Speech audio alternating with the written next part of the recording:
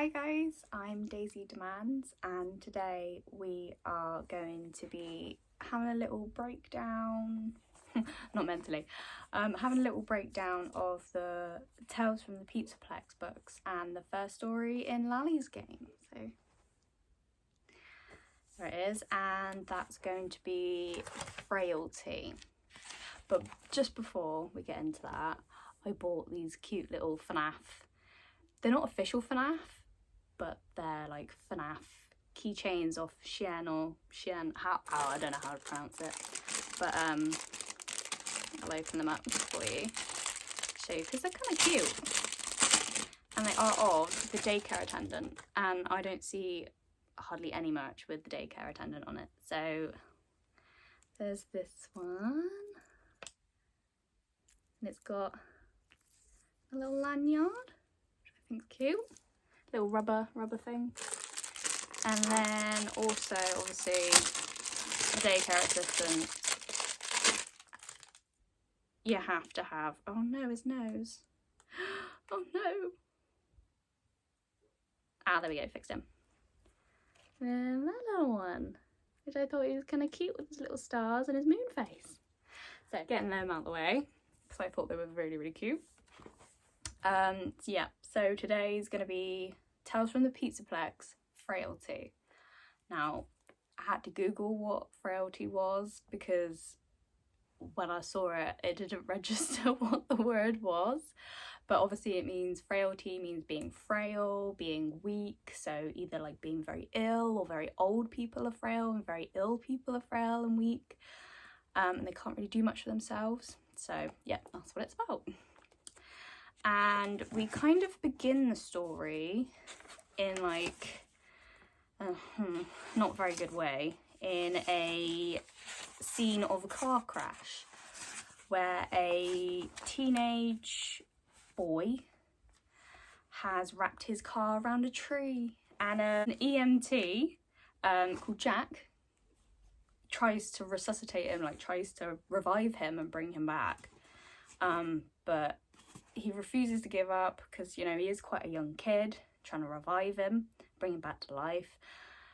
Unfortunately, he doesn't succeed, and he's like dead. They're like, oh no, you gotta call it, like he's gone, there's no coming back from that. Where he's like, he's really kicking himself because, you know, he's lost somebody, like he couldn't bring them back to life. Obviously he's kind of ticked off.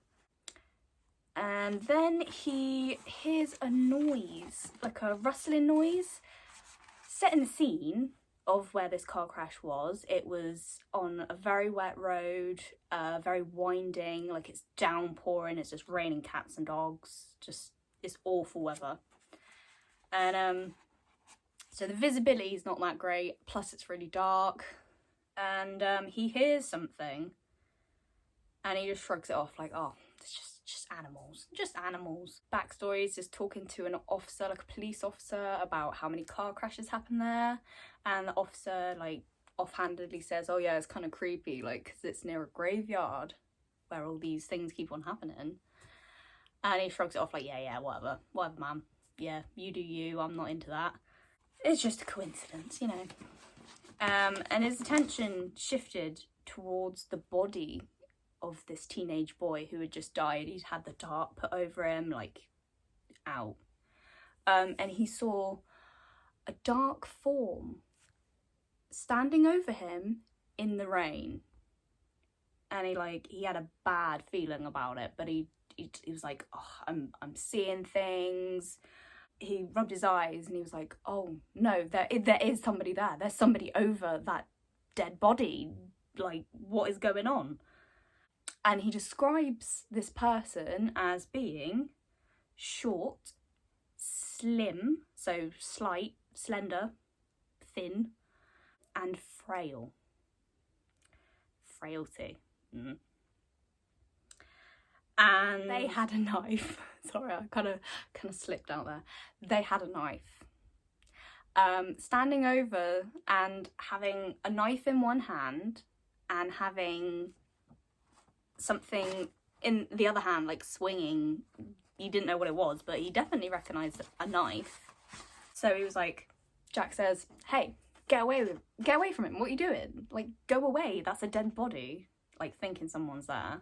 And the person, whoever this person is, jumps back and has long, wet hair, like, just covering their face. Like, think of a metalhead that's very sweaty, and he's just, like, got it everywhere. Like, kind of like that. Obviously, they have something in the other hand. And now when I thought of frail, like slim, frail, a knife, and something swinging like a pendant, I thought of Elizabeth with her illusion disc. So, I think you can tell where this story is gonna go. Anyway, like, the officer's like, oh, who was that? Are you alright? And he was like, oh no, I'm tapped out. I've been working too much. He tells him that he thinks he saw something and it looked like a girl, but, you know, he can't be too sure because he's so tired, bless him. And then, unexpectedly, the tarp begins to move. And it's not a zombie. Before you say anything, no. So this EMT Jack frantically rips open, like, the body bag or whatever this guy is covered with. And picture this, like, the teenage boy's, like, gasping for air, like, with blood coming out of his mouth, like, coughing, like, saying, help me, like, help me. And it totally, like, how could we miss this? What is going on? You know? So he gave him some oxygen and said, oh, well, we'll take you to hospital. Like, come on. Like, how did I miss that? Right, the thing with this story, I will tell you, it's very jumpy. Like, it's choppy. So it chops from scene to scene. So it's kind of like like you're watching a show. And it, like, cuts scenes, like, you know, like Friends, or I don't know what you watch. But, yeah, it, like, cuts from scene to scene, hops back and forth. Which, to be honest, the story is great. But it's whether you like that choppy stuff or not. But anyway, I digress. Skip forward then, and there's this girl called Jessica. Who cleans and mops at the hospital. And she has a quote that she quotes to herself when she's mopping. She goes, to and fro, all the time when she's mopping. She says, quote, she remembers saying it in the past, but couldn't remember from where. A bad memory due to her shuddering. Something's a bit off there. And she feels like all the hospital staff are constantly looking at her, and like, you know, when somebody's eyes are like burning into the back of your head, like you feel like you're being watched. Like, she feels like that constantly. She's very paranoid. And then the description of Jessica, I put two and two together so quickly, but let's see. She tilts her head forward, so her thick black hair curtained her face, not to be noticed. And I put down in my notes the figure, Jessica, the frail, slim form over the body, but she performed a job each day after school. So she's a kid, she's a teenager, she's out doing, you know, teenage things. She's got a job, she goes to school, regular, you know, awkward 14-year-old. She mops at the children's part of the hospital. So she's around, like, sick kids all the time. Mopping, but she's still around the sick kids. And she's really, really, really good at listening and being a fly on the wall and hearing everybody's conversations, and knows people by the footsteps that they take around the hospital, because, you know, they got clicky floors. She knows who they are. She knows what they're doing. She knows what they're chatting about. Like, she is very, I don't know, either creepy or very, like, spy-like or fly on the wall-like. She hears, like, the beeps and the sheens, conversations, and then she hears a distant conversation about like, parents talking to a kid, you know, it's a kid's hospital, kids are sick, saying, oh, if you're getting better, we can take you to Freddy's Fazbear Mega Pizzaplex as a treat for getting better. But the kid, like, the mum notices that this sick kid has, like, flecks, little dusting of silver on his bed sheets, on his chest, and she's like, oh, that's dirty, can we get my, like, son new sheets? And they're like, oh yeah, I don't, and the nurse is like, oh, I don't know what that is, I'm sorry about that, like, we'll get him new sheets. And Jessica's hearing this, and she's mopping to and fro, and the nurses, most of them aren't nice to Jessica, because she's a bit odd, she's a bit weird, you know, she likes to eavesdrop, she's always sneaking around, she's got a weird appearance, like, she's quite pale and got thick black hair, which I think is wrong, you know, to judge somebody on their appearance, you know, you can't look like me and judge someone else on their appearance. Yeah, the nurses think Jessica's very strange, but one nurse says, she doesn't make a fuss, she doesn't do anything, there's nothing wrong. Like, why are you giving her a hard time? She does a job, she does it well, like, chill out. And basically the other nurses are saying how she's frail, how her hair covers her pretty face, like, she's very pretty girl, apparently. And she lurks around a lot. It's like, one nurse said, it's like she's alive, but she's not really living.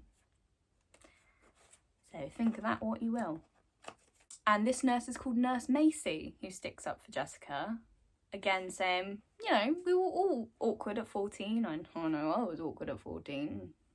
But a clang, like a bang, clang, something hit on the floor, interrupted the nurse's conversation. So they were like, Nurse Macy said, oh my God, that's odd. Like, what's going on? So they looked out and they saw it was a rusted tin can, like an old, dirty, rusty tin can. And she goes, where the hell is this from? She looks to see if there was anybody around, and it was just Jessica, but she was very far away from them, just mopping. I thought with the rusted tin can, like, just randomly dropping, I was like, oh no, it's scrap. And I was like, oh no, it's To Be Beautiful. And I was like, oh my God, oh no. And they were noticing, like, this Nurse Macy, she's quite, you know, worried about Jessica, you know, because she's only a little girl. She's like, oh, I noticed that, like, her eyes were quite dark now. They used to be, like, a lighter brown. And her cheeks were less rosy, so she was becoming more pale. She was very slim, but pretty. And this is a quote. She could have been featured in magazines. Like, she was, like, supermodel pretty, apparently. But she was very awkward and had long hair and tried not to be noticed and tried to blend in. Jessica, bless her, likes to go to the hospital chapel, which is like a church in a hospital, on her break, to, you know, get some peace and to pray. If that's her thing, that's her thing. But she pulls out a silver chain from around her neck, like a little necklace. Quote, this is a quote about the necklace, description of the necklace. The pendant had once been a whole heart, slightly bigger than a crescent moon, with rough scratches on one side. So that's a lot of information for, you know, like a little locket necklace. Jessica says, nearly finished. When she looks at this pendant, she goes, nearly finished. Like, it's nearly finished. Like, what's nearly finished, Jessica? What's nearly finished? I think you can guess what's nearly finished. It's an illusion disc. You know, like To Be Beautiful. It's one of them. So when Jessica's praying, she's like, give me the strength to do what's right my wrongs, give me the courage to do what's right. So obviously she's done something in her past that she's not proud of, and she's trying to pray it away and make good of a situation. She wants to help sick people, and I put help in quotation marks, so she wants to help sick people. So does she want to help them, like, genuinely, or does she want to help them at this point? I couldn't tell in the story whether she was gonna go good or bad. And it explains that Jessica was the person at the crash site. She saved the boy where the EMT had failed. She says she nearly got caught and couldn't let that happen. So she's obviously doing this in secret, so it's obviously something that she's helping, but she doesn't want people to know how she's helping, or, you know, who it is that's helping them. She chats with a priest in the chapel, and he is called Jeremiah. She then goes to an empty hospital room and inspects herself in the mirror. So she looks at herself in the mirror. She says, some might think she was lovely, but now she looks frailer every day. Weakness with every child she helped with, and I underline this because this is important, with each scrape of the pendant, scratching the pendant. And then I definitely put Sarah, To Be Beautiful. I was like, is this Sarah? Is it Sarah renamed as Jessica? Or is it a different person that this has happened to? Like, Eleanor is, you know, messed up and they're trying to help. Or could it be Eleanor? You never know. Jessica helps a boy asleep and helps the boy, because obviously the boy's sick. She scrapes off with her knife. She has a knife, a pocket knife. That's normal.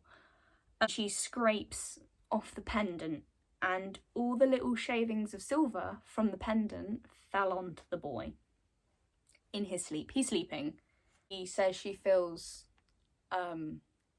quite shocked of how she's become. Like, she used to be much stronger, much, you know, had her wits about her, looked okay, and not like she was really frail and weak. And then she fell after scraping the scrapings off onto this boy. She like fell because obviously she's quite weak after doing that. And a rusty spring landed next to her. So I think we can all gather by now that Jessica is wearing an illusion disc that she's trying to help sick kids with. And she is made of scrap metal. Or she has scrap metal in her body or as her body. Like Sarah in To Be Beautiful. How this goes to like when she's at school, because obviously she is a teenager and she does go to school as well. So she's doing a lot for a weak 14-year-old. She is making the most of it. When she's at school, she reminisces about being a normal teenager because she can't live a normal teenage life. She talks about how some choices can't be reversed. And that's quite sad, really, to hear like someone so young, like so desperate. She gets picked on at school, obviously, for being a weird loner. So, you know, it's Fazbear. It's Fazbear Entertainment, you know. It's got to be Fazbear Tales of the Mega Pizzaplex. It's like Fazbear Frights. It's got to be some despair in there. But this time, it's different. Because a new boy in school sticks up for Jessica when other people are being not very nice to her in class. and they become lab partners. And she's like, oh, no, I don't want a lab partner. But obviously the teacher's like, no, you have to have a lab partner. Come on, you can't do the project alone. And the project is building a robot for their class, like a science project. This new boy is called Robert. And Jessica actually quite likes Robert because Robert stood up for her when, you know, not a lot of people do, which is really nice. And because they're lab partners and they're building a robot, he suggests going to the junkyard, like, to salvage scrap for the robot. And then Jessica, like, sternly replies, no, I refuses point blank, no, I don't want to go there. No, we don't need to do that. No, not up for that. Which Robert's a bit like, oh, okay, well, I can get them. It's fine. But she's like all flustered, obviously, and like she's like, oh no, and she just runs away from her problems. Just runs away. So she gets weaker and she's tired of the conversation, so she runs off to the cemetery. You know where the car crash happened? Near the cemetery. And basically she's living in this cemetery. Like, she doesn't have a home.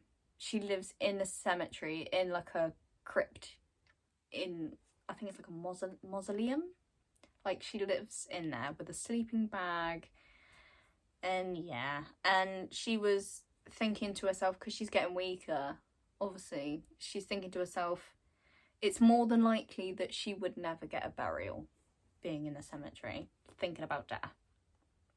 So that's quite sad. And she carried a lucky rabbit's foot, something from her old life. And I was like, I put it together. Did you put it together? I put it together. Yeah, so this is a continuation of To Be Beautiful.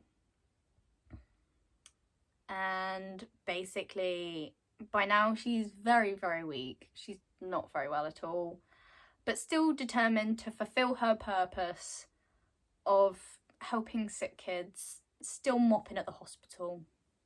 And she's doing a good job because the nurse says that all the patients are improving, like all of them, which is great because of Jessica and her illusion disc antics. But more trash, like more garbage is falling off Jessica. Like, she is shedding like rubbish, and it's a fork this time. So yeah, every little bit that she's getting weaker, she's just having more and more rubbish fall off her, more trash, more scrap. And then one day she meets a patient the same age as her, April, and she says she's ill and she's not handling her treatment well. They have a nice conversation anyway, because obviously they're two girls the same age, both teenagers, so they have a nice little conversation.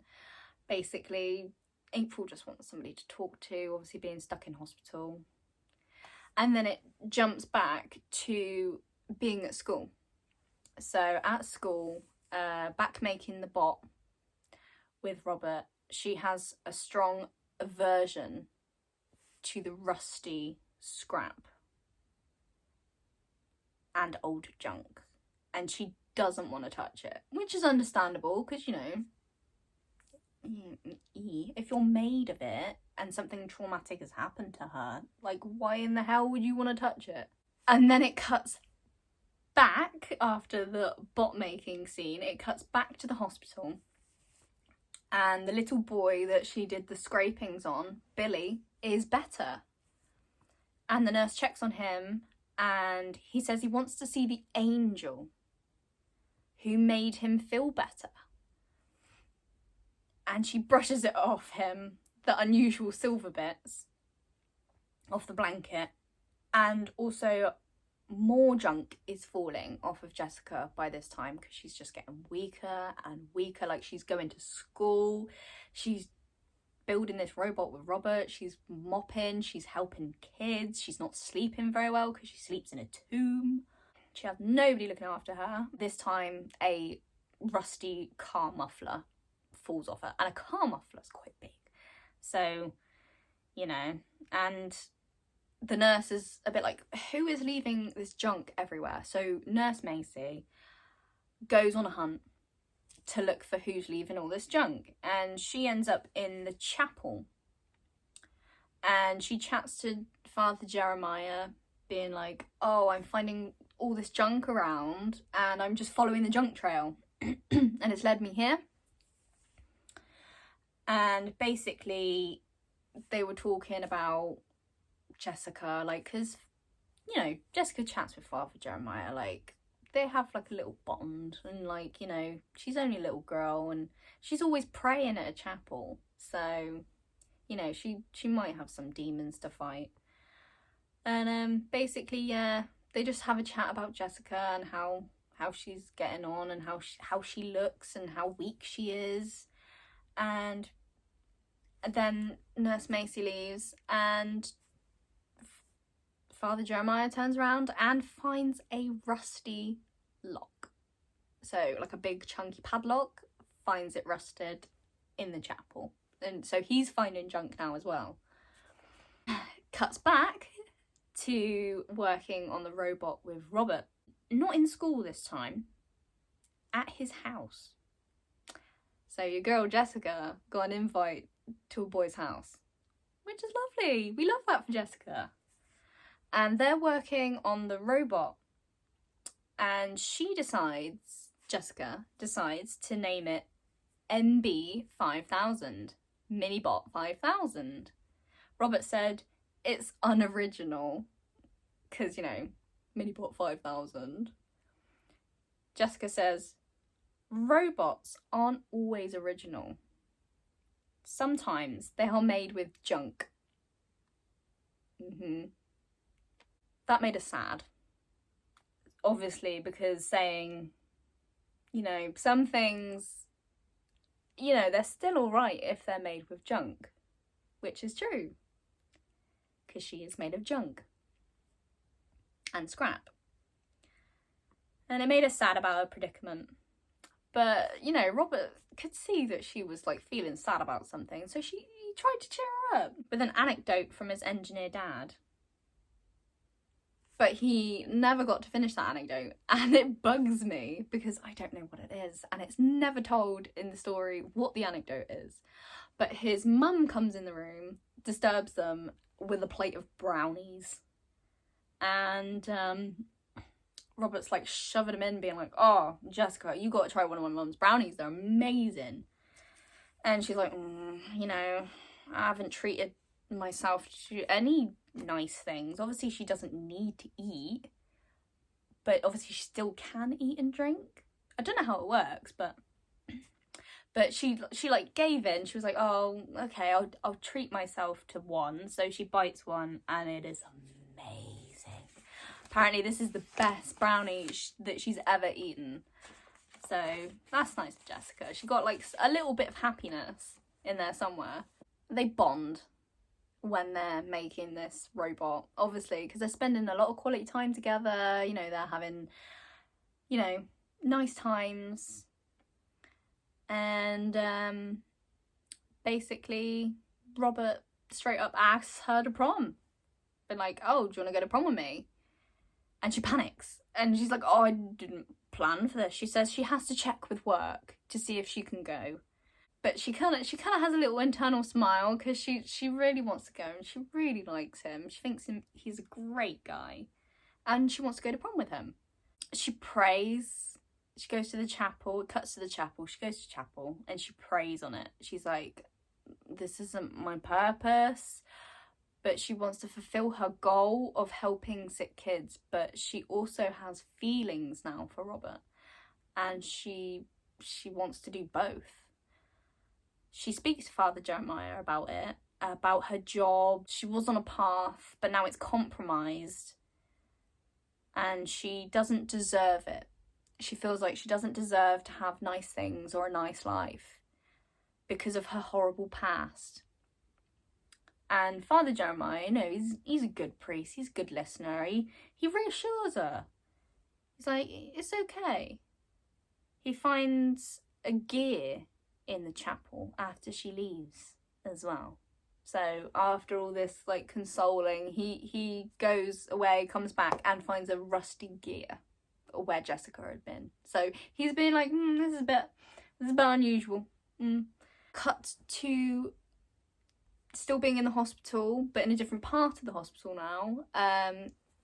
April is awake and Jessica's at work, and you know, April calls Jessica in for a chat, being like, oh, do you want to chat? She's like, yeah, I'll chat with you. And basically, it's not good for April. She's not responding to her treatment. And April straight up tells Jessica that she has cancer of the blood, basically. And that's why she's in there. And she kind of jokes about going bald and again. And yeah, you know, she's obviously one of these people that, you know, gotta make light of the situation because it's a pretty dark situation.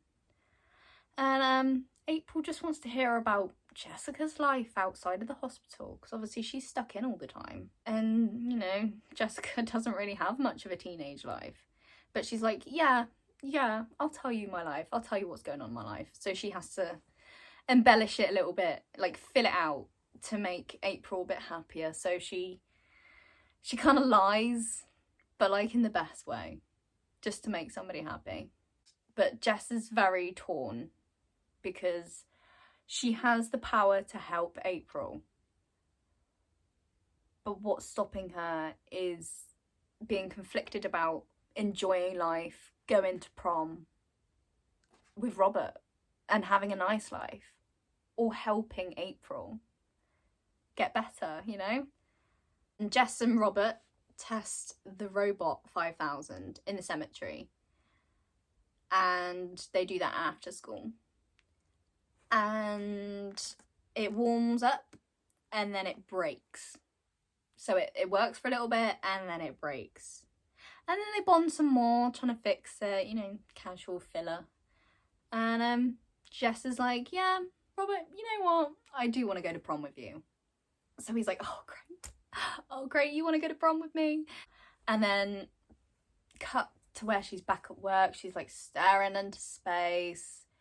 She's like spaced out. Nurse Macy asks if she's okay. And she says yes. And she tells her, like, Jessica is genuinely excited because she tells Nurse Macy, she doesn't talk to anybody, but she tells Nurse Macy that she's going to prom with this guy called Robert and he's amazing and he's taking her to prom. Basically, the nurse asks, oh, do you have a nice dress going to prom with this Robert? And obviously Jessica's like a bit hesitant, like, oh, no, I haven't got a dress or anything, like really down about it. So Nurse Macy offers to take Jessica shopping, which is really nice. So they go shopping, and the nurse was so nice to Jess because when they were trying on dresses, Nurse Macy was like sat in the corner being like, oh yes, that one suits you. Oh no, we need a different one. Assistant came up to them and said, oh, like, are you and your mum trying to choose your dress for prom? And obviously Jessica, like, face just dropped, and obviously Nurse Macy picked up on this, and Nurse Macy just went, oh yes, we are, we're just looking for a dress. And basically she saves the day because it would have been really awkward, and she's like, oh yes, and we want to like find some shoes and something else for her as well. So she makes it less awkward, and she's a really nice nurse. And basically Nurse Macy's a bit like, oh, I've never checked where Jessica lives, like who her guardian is, who her parents are. So basically she goes to find them. She shouldn't have looked at her private information, but she did. And so she sees that something's written down, an address. So basically she goes to try and help find the guardians of Jessica and give them a little shake. Be like, what are you doing? Like, you're letting you're neglecting your daughter. You need to, or whoever, you need to, you know, help her. She's going to prom, she's having a good time. And yeah, and basically she went to this address that Jessica had put when she applied for the job, and it was a confused old lady. So basically the old lady was like, nobody lives here, like, who are you? I don't have a daughter, go away. So while this is all going on, Jessica's having a nice little snooze in her tomb, and she has a horrific nightmare. Like, this nightmare was not good for Jessica. A dream about, and I put in quotes, Eleanor. It was a figure running behind her, and I put Eleanor because this figure was ripping off limbs in her dream and stealing the pendant from around her neck. So what animatronic does that? Eleanor. Eleanor rips off parts of your body and then steals the illusion disc. So she wakes up and she's like sweating. She's like, oh my god, I thought that was real. So that's a little bit of a tidbit to, you know, confirm that she has been Eleanored. Cuts to school. So after that nightmare in the morning, she goes to school, and Jess and Robert are really nervous about how their bot's going to do. Their MB 5000, Minibot 5000. So Jess gives him her lucky rabbit foot, being like, oh, take this for good luck. Like, it brought me good luck in the past, so I'm giving it to you, so hopefully we'll feel a bit better about Minibot 5000. And he's like, oh, that's so nice. And he gives her his leather bracelet. So they do a little tradesies to feel better and to bond a bit more, you know. Little romance going on there. They test the robot. The robot is a success. It works in class. They both get A's.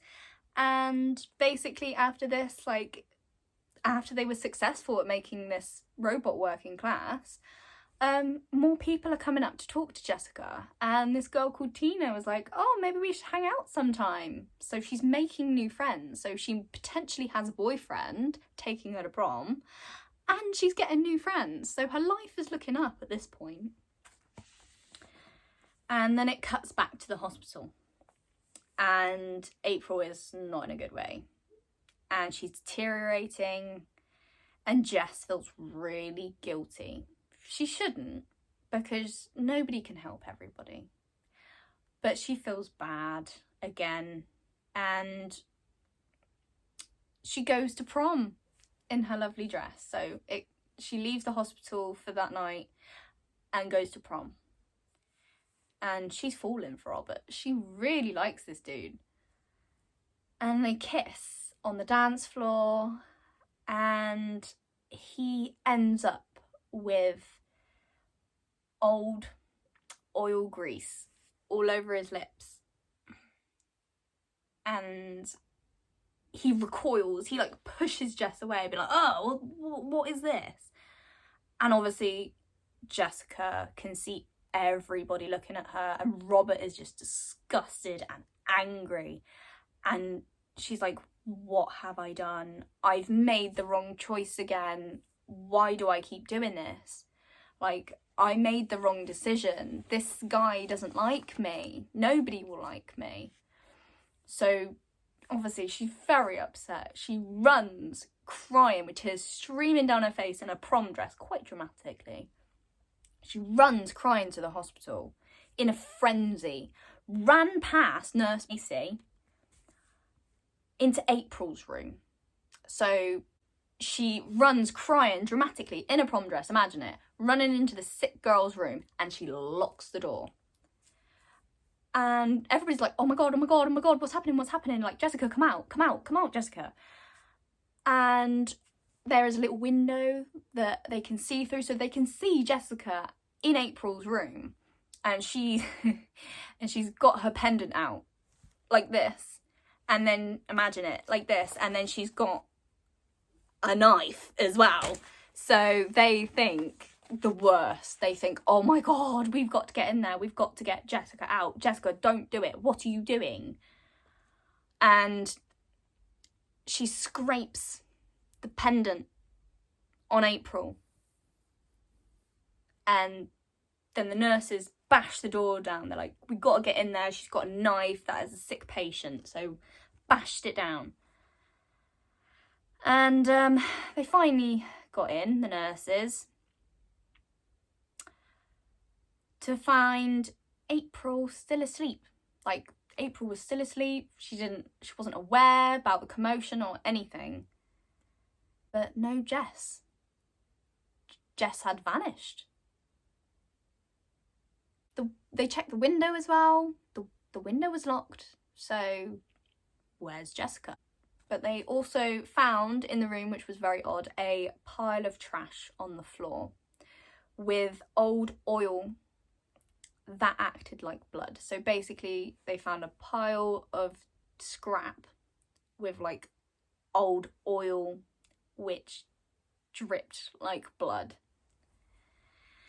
And they were confused. They didn't know what was going on. They were like, what is this? What's going on? Where is Jessica? Jeremiah comes in because he hears all the commotion. He sees the pile of trash on the floor and he feels quite sad about it. So he obviously has an inkling of what could have occurred.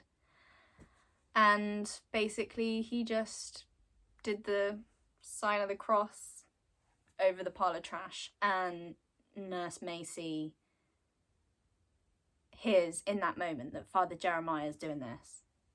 She hears, April's heart monitor start to beep up and down quite vigorously into a strong, healthy rhythm.